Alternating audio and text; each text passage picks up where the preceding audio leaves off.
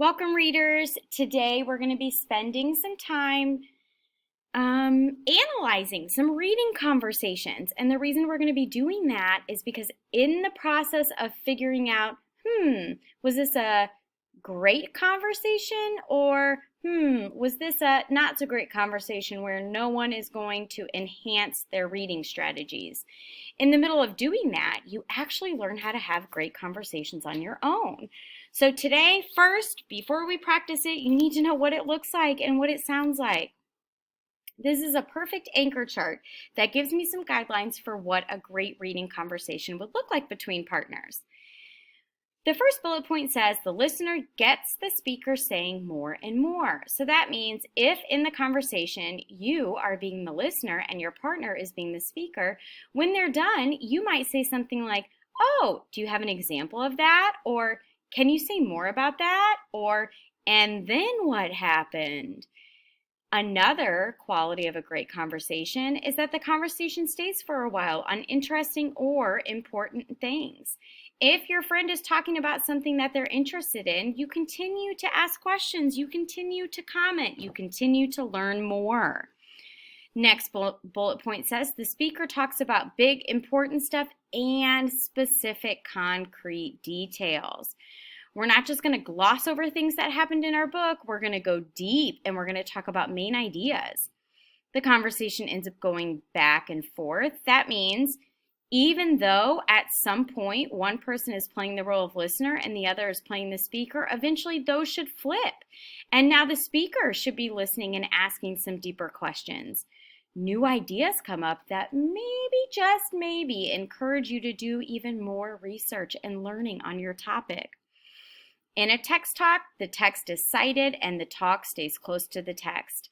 Obviously, that means we are not going to be talking about what we did over the weekend.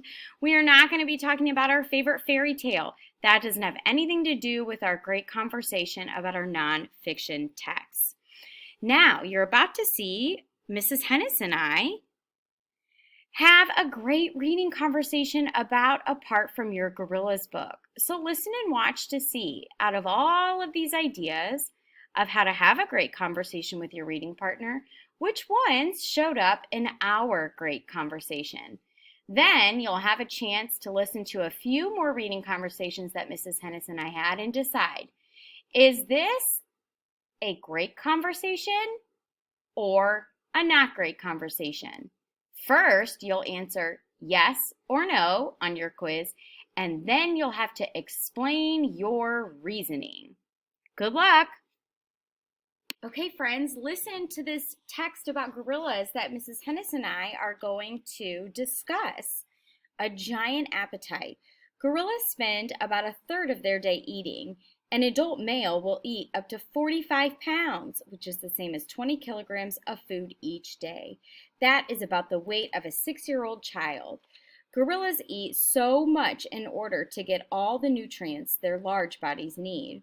Gorillas are picky about their food. They will peel off the stem of a plant to eat the soft part inside. They leave behind the parts of the plant they do not like. Gorillas rarely drink water. Instead, the plants they eat contain the water they need. Gorillas also suck rainwater from their hair. All right, Mrs. Hennis and I are going to talk about what we just read, showing you what qualities of a great conversation good readers would use. I can't believe gorillas eat for a third of their day. Our days are 24 hours, so that's 8 hours of us humans just sitting around and eating. Yeah, I'm shocked that they eat 45 pounds a day. A hamburger from McDonald's isn't even 1 pound, and I've never even eaten 3 of those in one day.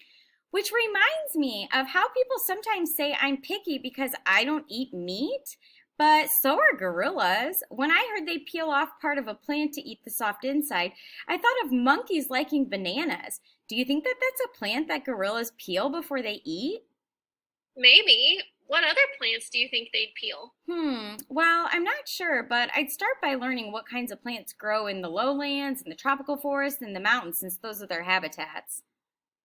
Let's look back at the book and see if there are answers to that question in the chapter, What Do Gorillas Eat?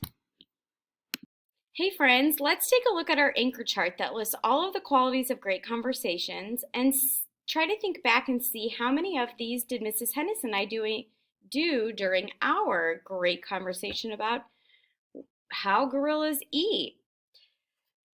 So let's go through and think about what happened in our conversation.